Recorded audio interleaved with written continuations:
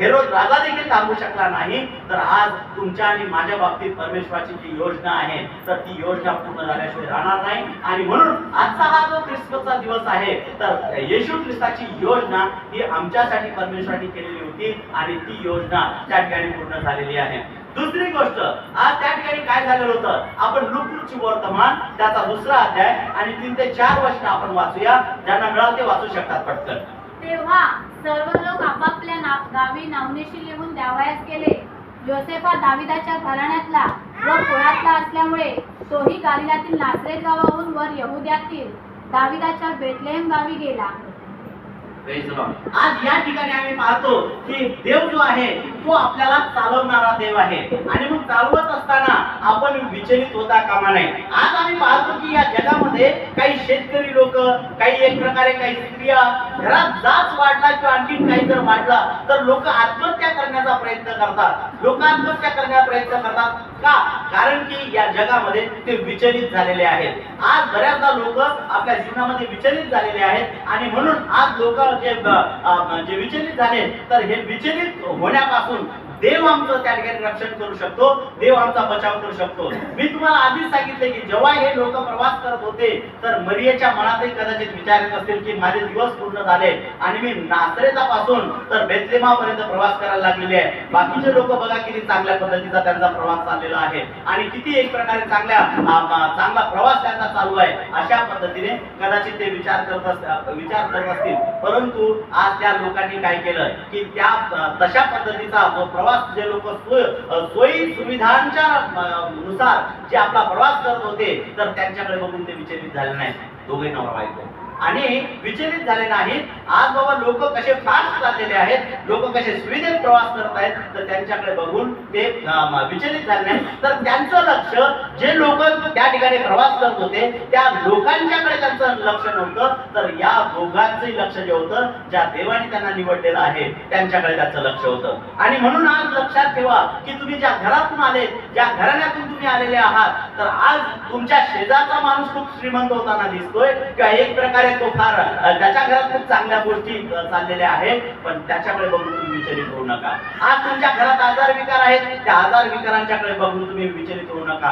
कारण की आज परमेश्वर तुमच्यावर प्रेम करतो आणि परमेश्वराला तुम्हाला आजार विकारामध्ये ठेवायचं नाही किंवा एक प्रकारे तुम्हाला पापाच्या बंधनात ठेवायचं नाही, शापाच्या बंधनामध्ये ठेवायचं नाही, तर तो तुम्हाला उचलण्यासाठी या जगात आलेला आहे. हालेलुया. आज प्रभू येशू ख्रिस्त तुम्हाला उचलण्यासाठी या जगात आला, तुम्हाला आधार देण्यासाठी या जगात आलेला आहे. आणि म्हणून देवाचं वचन सांगते, प्रभू येशू म्हणतो मी दीन, दुबळे, अनाथ, विधवा आणि पोरकी यांचा कैवारी आहे. मी यांना उचलण्यासाठी आलेलो आहे. मी लंगड्यांना पाय देण्यासाठी आलेलो आहे. मी आंधळ्यांना डोळे देण्यासाठी आलेलो आहे. मी जे बहिरे आहेत त्यांचे कान उघडण्यासाठी आलेलो आहे. आज प्रभू येशू ख्रिस्त अशाच लोकांसाठी या जगात आलेला आहे की ज्यांना वाटते आमच्या जीवनामध्ये काहीतरी उणीव आहे. प्रियजन हो, आमचं जीवन परमेश्वराने बनवलेलं आहे. आमच्या जीवनामध्ये काय उणीव आहे हे त्यालाच माहिती आहे. आणि म्हणून जोपर्यंत आम्ही त्याच्याकडे लक्ष देणार नाही तोपर्यंत आमचे मार्ग दुरुस्त होणार नाही. आणि म्हणून आज त्या लोकांनी काय केलं की ते आपल्या इतर गोष्टींच्याकडे बघून ते विचलित नाही झाले, तर त्यांनी काय केलं, परमेश्वराकडे पाहिलं आणि परमेश्वराकडे पाहिल्यानंतर ते लोक त्या ठिकाणी आपला प्रवास पूर्ण करू शकले. त्यानंतर तिसरी गोष्ट त्याच्यामध्ये ही आहे की तारणाऱ्या येशूला आपल्या अंतःकरणात त्यांनी काय केलेलं होतं की जागा दिलेली होती. प्रियजनो, आज आम्ही पाहतो की जेव्हा योसेफ आणि मरिया हे जे दोघं आहेत हे जेव्हा नासरेत मधून निघाले आणि बेथलेहेम मध्ये आले. आता बेथलेहेम मध्ये हे यांचे पूर्वज जे आहेत बेथलेहेम मधून तेव्हाच त्या ठिकाणी नासरेतला निघून गेलेले होते. त्यामुळे यांचं घर नाही, दार नाही, त्या ठिकाणी त्यांचं घर नव्हतं. परंतु आता झालं असं आहे की यांचं मूळ त्या ठिकाणी यहुदातलं असल्या कारणाने त्यांना त्या ठिकाणी यहुदामध्ये येण्याची गरज पडली. मग आता परिस्थिती अशी आहे की नावनिशी करायला तर जायचंच आहे, नावनिशी झाली पाहिजे. मग आता तिथे गेल्यानंतर राहायचं कुठे? त्यांच्याकडे घर नव्हतं. मग राहायचं कुठे? म्हणून मग काय झालं की जेव्हा ते त्या ठिकाणी बेथलेहेम मध्ये आले तर ते उतार शाळेमध्ये गेले आणि उतार शाळेमध्ये गेल्यानंतर त्या ठिकाणी अगोदरच काही लोक आलेले होते ज्यांना आपली नावनिशी करायची होती.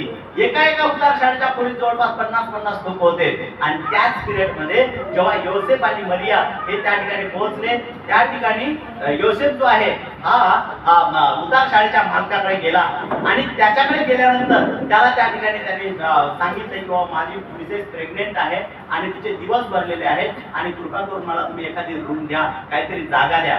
आता त्यावेळेस हा डिसेंबर महिना, थंडीचा महिना, बर्फ पडत होता आणि बर्फ पडत असताना तो उतार शाळेचा मालक म्हणाला की बाबा माझे नाविलाज आहे, कारण की आज तुझ्या मिसेसला एक खोली देणं म्हणजे 50 लोकांना मला बाहेर काढावं लागणार आहे, त्यांची मला व्यवस्था करता येणार नाही. पण प्रभू येशू ख्रिस्ताची भविष्यवाणी होती की त्याचा जन्म गायीच्या गोठ्यात होईल. हालेलुया. त्याचा जन्म गायीच्या गोठ्यात होईल. आणि म्हणून मग काय झालं की जेव्हा त्या ठिकाणी प्रभू येशू ख्रिस्त आणि मरिया हे त्या ठिकाणी उतार शाळेच्या तिथे आले तर त्यांना त्या ठिकाणी राहायला जागा नाही मिळाली. मग त्या ठिकाणी एक गायीचा गोठा होता आणि गायीचा गोठा असल्यानंतर त्या गायीच्या गोठ्यामध्ये या ठिकाणी त्या ठिकाणी ते गेले.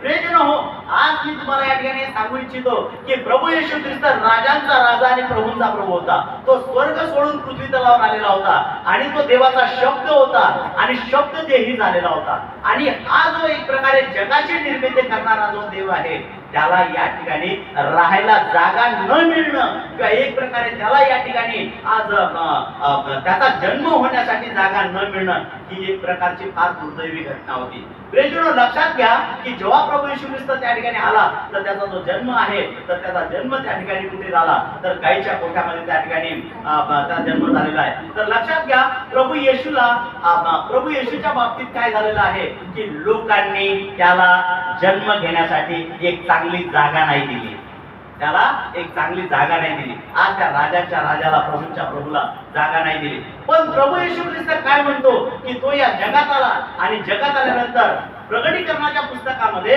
तिसरा अध्याय आणि त्याच्या 20व्या वचनामध्ये प्रभू येशू म्हणतो, प्रभू येशू ख्रिस्ताने त्या ठिकाणी सांगितलेलं आहे की मी दाराशी उभा आहे आणि दाराची कडी मी ठोकत आहे. जो कोण माझी वाणी ऐकून दार उघडेल तर त्याच्याबरोबर मी आज जाईन आणि त्याच्याबरोबर मी बसेन आणि जेवेन. आज देवांचा देव, प्रभूंचा प्रभू त्याने आज आपल्याला एक हे आमंत्रण दिलेलं आहे की मी दाराशी उभा आहे म्हणतोय. आज लोक त्याला घरात घ्यायला तयार नव्हते, त्याला घर मिळालं, जन्म घ्यायला घर मिळालेलं नाही, परंतु आज तो आमच्या अंतःकरणात येण्यासाठी तयार आहे. आज या प्रभू येशू ख्रिस्ताला जो आम्हाला जीवन देण्यासाठी आलेला आहे, तर या प्रभू येशू ख्रिस्ताला तुम्ही तुमच्या अंतःकरणात जागा द्यायला तयार आहात का?